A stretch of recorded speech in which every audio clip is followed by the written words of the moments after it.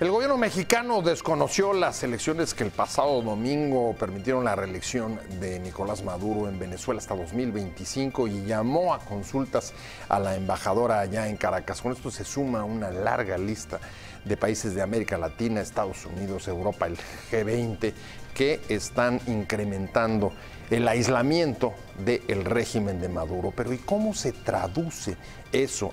Incluso sanciones al interior de Venezuela, cuál es el impacto que está teniendo y cuáles son las salidas que en ese caso va a buscar seguramente el régimen de Maduro.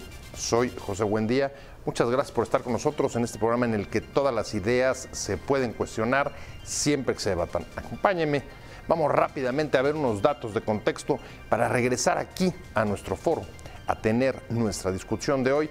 Le dejo mi Twitter también, José Buendía MX, ahí me pueden mandar sus comentarios, sus puntos de vista. Y ahora sí, vamos rápido para arrancar directamente con el programa. El Consejo Nacional Electoral de Venezuela proclamó hoy al presidente Nicolás Maduro ganador de los comicios del domingo pasado, en los que fue reelegido en su cargo con el 67.68% de los votos, en medio de un boicot de la oposición y denuncias de irregularidades a las que han seguido el desconocimiento internacional del proceso y amenazas de represalias contra su gobierno por parte de la comunidad internacional, excepto Rusia y China, que le refrendaron su apoyo. La jornada estuvo marcada por casillas vacías, denuncias de coacción del voto y protestas en embajadas de Venezuela en el mundo que replican el rechazo de los candidatos de la oposición contra el proceso por considerarlo falso y una simulación. La participación, según ellos, fue menor al 30%. El principal adversario, Henry Falcón, obtuvo 1.820.552 votos, mientras que el candidato Javier Bertucci logró 925.042 votos y Reinaldo Quijada 34.614. El Grupo de Lima, conformado por más de una decena de países de América, desconoció el resultado electoral, incluido México, mientras Estados Unidos amenaza con sanciones comerciales que aíslen el régimen venezolano. Por lo pronto, Nicolás Maduro declaró personas no gratas al encargado de negocios de la Embajada de Estados Unidos y al ministro consejero de la representación diplomática y les dio 48 horas para que abandonaran el país. El presidente Maduro dijo: "Al propio imperio yo le digo, en serio, bájale 2. Imperio gringo, bájale 2", sostuvo el presidente venezolano Nicolás Maduro en su discurso de victoria. Antes, en su cuenta de Twitter, había señalado sobre el proceso que han triunfado la paz y la democracia en esta jornada histórica de la patria. Celebramos juntos el pueblo. En un mitin posterior a los comicios, Maduro convocó a los 3 candidatos derrotados y a los líderes promotores de la abstención a un diálogo para atender las diferencias y hacer frente a la crisis del país. Falcón calificó de ilegítimo el proceso y exigió que se realizaran nuevas elecciones. Expresó que es un proceso que no fue real, no lo reconocen y exigen que se convoquen a nuevas elecciones. Mientras tanto, Bertucci pidió a Maduro repetir las elecciones y señaló que este país le quedó grande al candidato oficialista. "Le hago un llamado, lo más valiente que puedes hacer por Venezuela es repetir las elecciones y dejar que esta nación renazca", dijo al tiempo que llamó al país a no perder la esperanza. El gobierno de México llamó a consultas a la embajadora de Venezuela, Heréndira Paz, luego de desconocer las elecciones presidenciales en ese país. Fracasó el boicot a las elecciones que había convocado la oposición el pasado domingo, cuando en las urnas se reeligió Nicolás Maduro. ¿Hasta dónde afecta la legitimidad del régimen el que haya habido una participación tan escasa en el proceso electoral, la menor en los últimos procesos electorales en Venezuela? Estas son algunas de las preguntas que rondan las condenas internacionales hacia el régimen de Maduro, que acumula sanciones y condenas de distintos continentes y crece el aislamiento. Vamos a analizar qué está pasando hoy ahí en ese país sudamericano. Muchas gracias, Sofía Sánchez Velasco, por estar con nosotros. Un placer tenerte, usted ya la conoce. Ha estado con nosotros, está con nosotros generalmente los viernes, pero esta vez le entramos desde el martes con el tema de Venezuela. Fausto Pretolín, un placer, Sofía, un placer que estés con nosotros. Igualmente. Porque además tú eres un conocedor de Venezuela, has estado varias veces, traes el pulso de lo que está pasando ahí. Y me gustaría entrar con una de las preguntas que acabo de plantear al público. ¿Fracasó el boicot? Bueno, yo creo que los fracasos ya vienen de tiempo atrás, ¿no? Yo creo que el fracaso, me parece, el más importante en los últimos años es la ruptura de la Mesa de Unidad Democrática. La ruptura de la oposición, la ruptura y las divisiones internas, el distanciamiento de Leopoldo López con Enrique Capriles, tiempo atrás.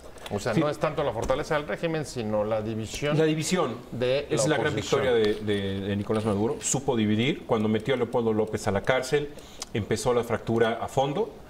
Y a partir de ese momento fue muy difícil reconciliar. Quizás hubo un momento al inicio del año pasado, entre febrero y abril del año pasado, cuando hubo un conjunto de manifestaciones multitudinarias. Fue quizás la última etapa de reconciliación, cuando vimos marchar a Lilian Tintori del brazo de Enrique Capriles, ¿no? Creo que esa fue la última fotografía de la unión, de la Mesa de Unidad Democrática, y a partir de ahí se empezó a desmoronar, otra vez con un punto pues muy preocupante, y pues lógicamente en las manos del dictador Nicolás Maduro pues se saboreó los bigotes, ¿no? Se relamió los bigotes. Creo que ha crecido su autoritarismo, ha crecido sus tics autócratas, y eso pues es preocupante. Yo creo que pues lo que viene en esta semana será algo tenso, ¿no? De los candidatos presidenciales, Sofía, ya uno de ellos reconoció la elección. Los otros dos no, pero eso, no sé si eso asienta otra vez un argumento más a lo que acaba de decir Fausto sobre la división, la fragmentación de la oposición en Venezuela. Pues el mismo Maduro, declaró o celebraba la división de la oposición, o sea que ellos fueron los únicos en llegar unidos, por decirlo de alguna forma, pero pues la misma oposición desde antes de que fuera la elección ya había, digamos, hecho declaraciones que eso pues no era una elección, o sea, y prácticamente no es una elección, es una votación. La gente que votó pues salió a manifestarse, pero pues creo que hay un 54% de abstención, entonces pues digamos que la protesta, aunque sea silenciosa, pues ahí está, o sea, el gran porcentaje de la población, o lo que queda, porque pues muchos se han ido, pues se manifestaron de la única forma que les queda. A ver, una protesta silenciosa a través de la abstención. ¿Qué significa eso? ¿Tiene significado? ¿Cuál es el significado? Bueno, ¿De qué manera impacta al régimen?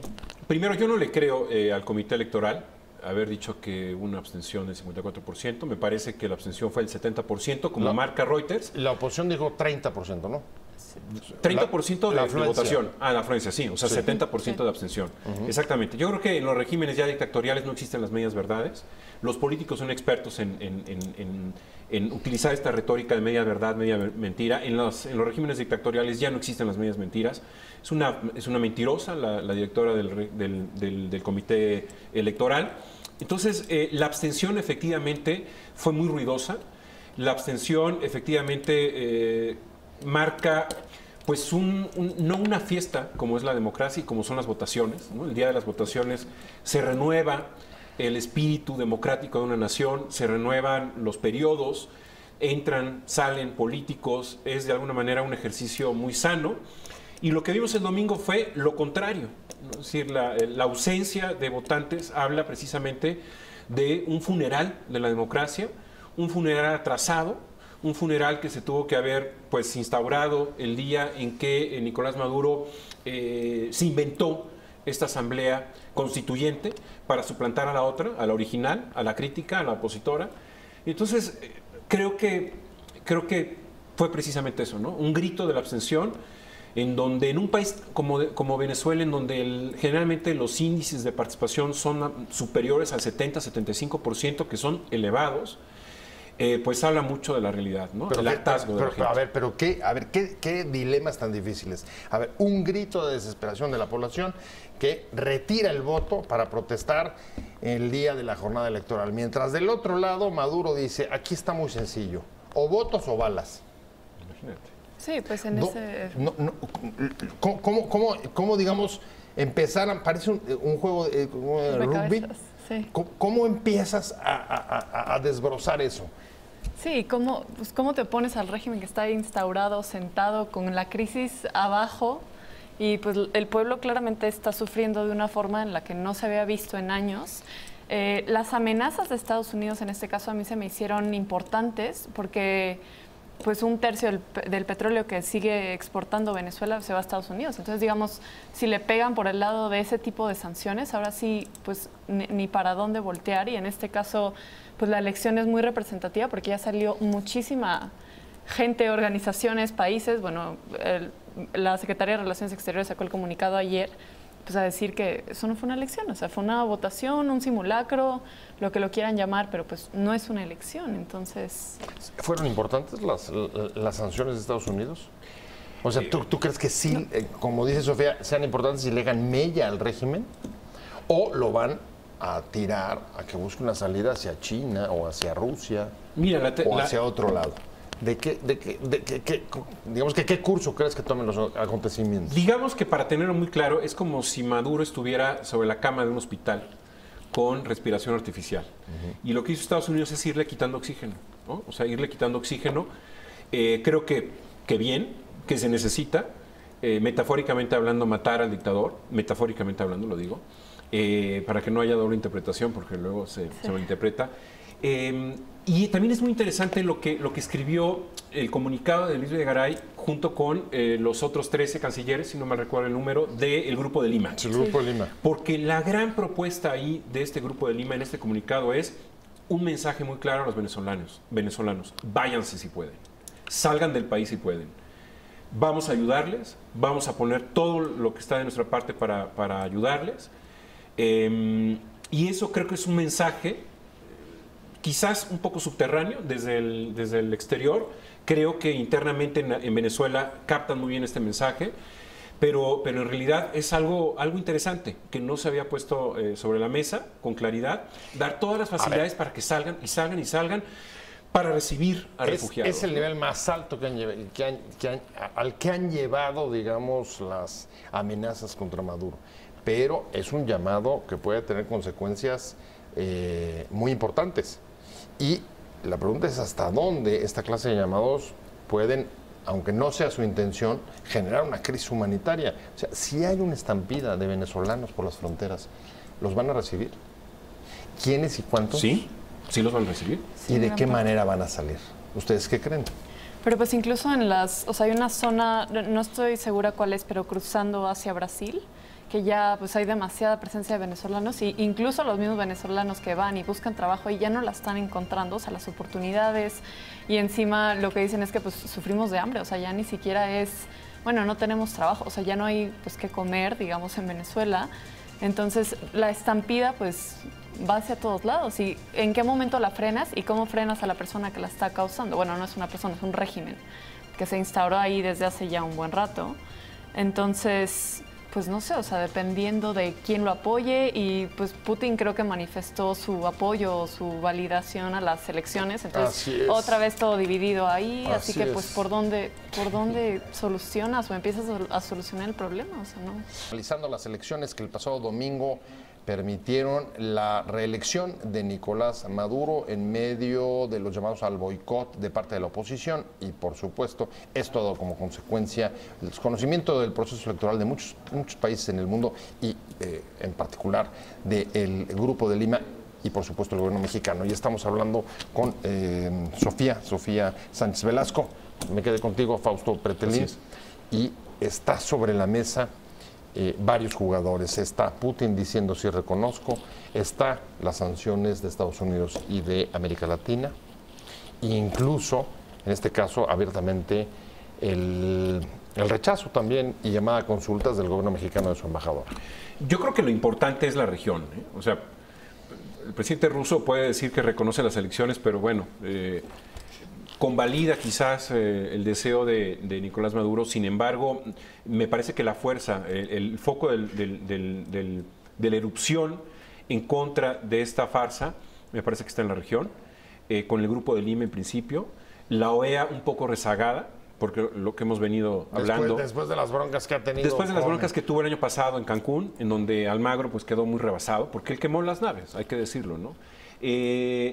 Y viene ya la confrontación, porque en el comunicado del Grupo de Lima habla de que cada país puede tomar las decisiones de manera independiente, ¿no? Es decir, ese es un mensaje muy claro en donde Estados Unidos ayer fue contundente, Pompeo, el vicepresidente Mike Pence, y hoy la decisión de Maduro de expulsar, darle 48 horas al alto representante. Al encargado de negocios. Al encargado de negocios, que Robert es el más... Dodd. Sí, exactamente. Que es el principal representante de Estados Unidos en Venezuela, ¿no? Entonces, viene una escalada. Yo diría que ya es el momento de poner sobre la mesa la idea de una ruptura de relaciones diplomáticas. ¿De la región? ¿De todos los países? Del Grupo de Lima, de manera conjunta. Primero, efectivamente, hay que abrir los canales humanitarios a través de ACNUR, a través de Naciones Unidas, asegurar que de alguna forma puedan llegar medicinas y alimentos. Y evidentemente ya cancelar o suspender las relaciones diplomáticas, porque en el comunicado habla de los niveles mínimos de contactos diplomáticos. Ya no, eso no lo va a entender Nicolás Maduro. ¿Coincides con esa postura? Sí coincido, aunque justo el comunicado me parece curioso. O sea, ¿qué significa reducir las relaciones diplomáticas? O sea, al grado en el que, pues digamos, retiran al embajador, o justo las como sanciones o el tipo de comercio que está permitido con Venezuela en este momento. O sea, es seguir como pues ahorcando al país hasta que, como es eso, hasta que ¿por dónde pues, pasa truene. por los bancos, por ejemplo? Sí, claro. O sea, todos los bancos que quieran hacer préstamos o créditos en Venezuela, pues se correrían con un riesgo que ahora seguramente los llevarán a no prestar. No van a poder comprar deuda, ¿no? Es decir, ningún país le va a poder prestar a actividades culturales. Justamente ahí tiene en su pantalla un video que el domingo dio la vuelta, un video en el que se ve a Nicolás Maduro saludando una plaza vacía. Ahí lo tiene nuevamente. Se ve que detrás de la barda, allá hasta el fondo, sí hay algunas personas, pero pues es ridículo, ¿no? ¿Por qué no se acercan? ¿Por cuestiones de seguridad? ¿Lo ves como metáfora de lo que es reducir relaciones, Sofía? A ese punto, así de solos los van a dejar. Pues se quedó solo él ya, sin siquiera los venezolanos en ese caso. La reducción de los contactos mínimos diplomáticos significa que no van a tener eventos culturales, no va a asistir la embajadora de México a eventos deportivos en Venezuela. Es decir, algunos aspectos gestorales de la diplomacia van a quedar cancelados y lo va a reducir a las urgencias, ¿no? Es decir, mensajes políticos, cuestiones comerciales, evidentemente, porque hay empresas mexicanas allá en Venezuela. Así es. Pero más allá de eso, no. Yo creo que ya es incomprensible pensar que Nicolás Maduro va a cambiar de opinión y va a renunciar a su presidencia.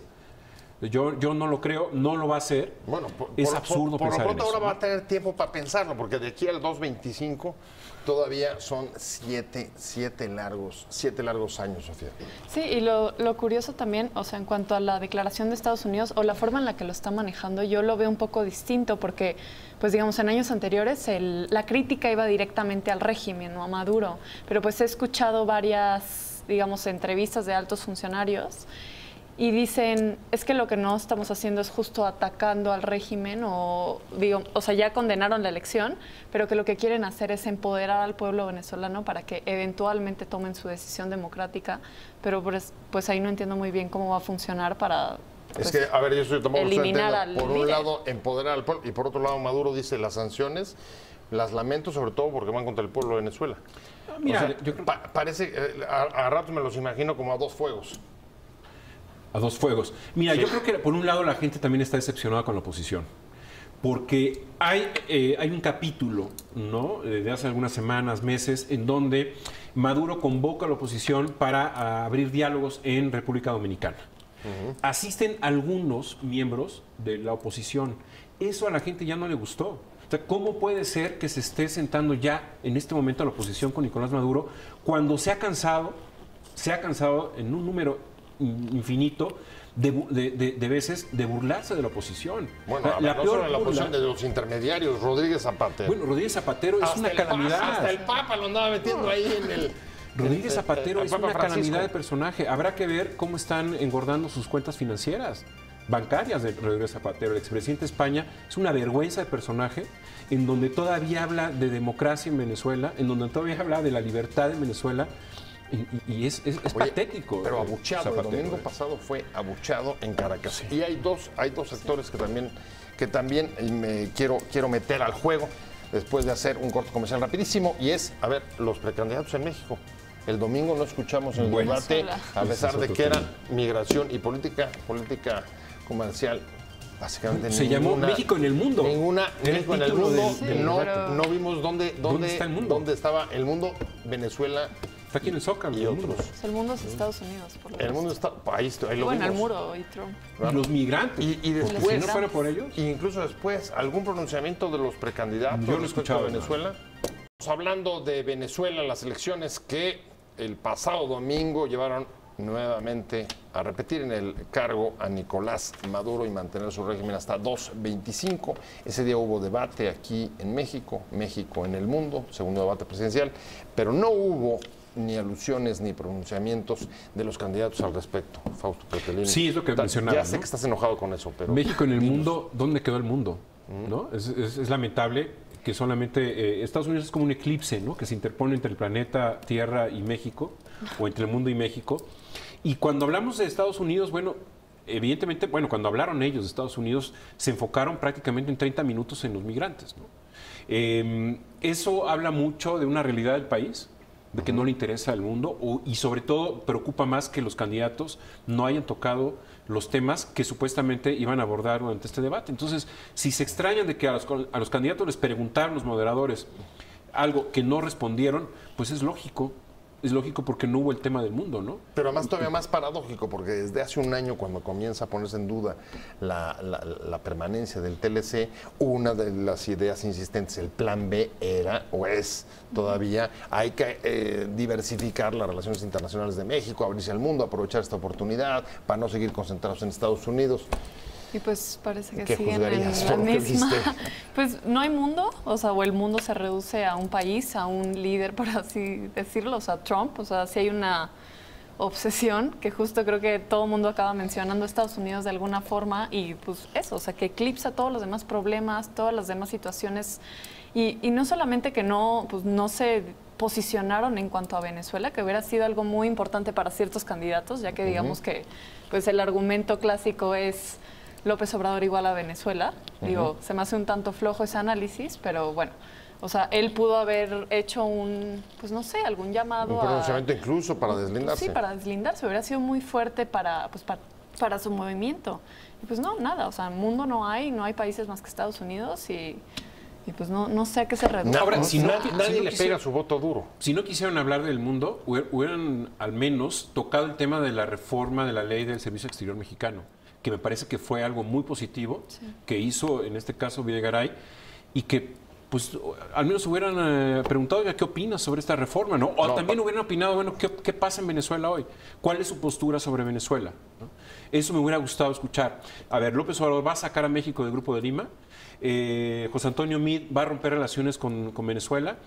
Anaya también romperá las relaciones, o cómo va a ser, ¿no? ¿Cuál es su visión del mundo? Esos eran justo los posicionamientos sobre lo que está haciendo hoy el gobierno mexicano. No tocaron ni un segundo. Clarísimo. Se desconoció el resultado igual que el Grupo de Lima y llama a consulta a su embajadora, reducción de la relación al mínimo. Señores candidatos, ¿están de acuerdo o no están de acuerdo? ¿Qué harían si fueran presidentes? Eso es lo importante. Yo creo que son temas... A ver, dos días antes, desde Estados Unidos avisaron que el Telecán ya va hasta el 19, ¿no? ¿Por qué no hablaron el tema del Telecán? Si quisieran hablar de Estados Unidos, ¿por qué no tocaron este tema? A ver, señor López Obrador, ¿usted va a renegociarlo? ¿Va a cambiar las reglas? ¿Cuáles son los escenarios? ¿No? Señor José Antonio Meade, ¿qué va a hacer al respecto? ¿No? Yo creo que eso es algo muy importante. ¿Cómo va la negociación con la Unión Europea, también del nuevo tratado? Bueno, la renegociación, perdón. Yo creo que faltó eso. Al menos le hubieran dedicado un minuto a la peor crisis del siglo XXI, que es Siria. La guerra civil que ha trastocado con el tema del Brexit, con las elecciones de Donald Trump, con el tema de los migrantes en la Unión Europea que no han podido ser asimilados. Es decir, este tema, dentro de 50 años, van a voltear atrás y van a decir, Siria marcó la primera mitad del siglo XXI. Bueno, en México, en el debate no se habló absolutamente nada sobre ese tema. Escuchamos durante el debate muchos señalamientos a no ir al pasado y regresar a la década de los 70. En términos de política exterior y presencia de México en el mundo, ¿dónde crees que andamos? ¿En los 70, 80, 90, 2010? Pues en ese momento, en el debate se quedaron en los 70. Tan solo un tema principal como el cambio climático, que yo hubiera esperado, tantos acuerdos y tantas cosas que ha firmado México. ¿Dónde está? O sea, ¿les importa? ¿Saben de él? O sea, ¿cómo es que van a abordar esos problemas tan complejos? O sea, hay cosas, digo, incluso más, digamos, avanzadas como la ciberseguridad y, o sea, cuestiones, tocaron creo que hasta el tema del espionaje ruso, o sea, perdón, pero pues aunque sea por la vecindad, toca el tema de Venezuela.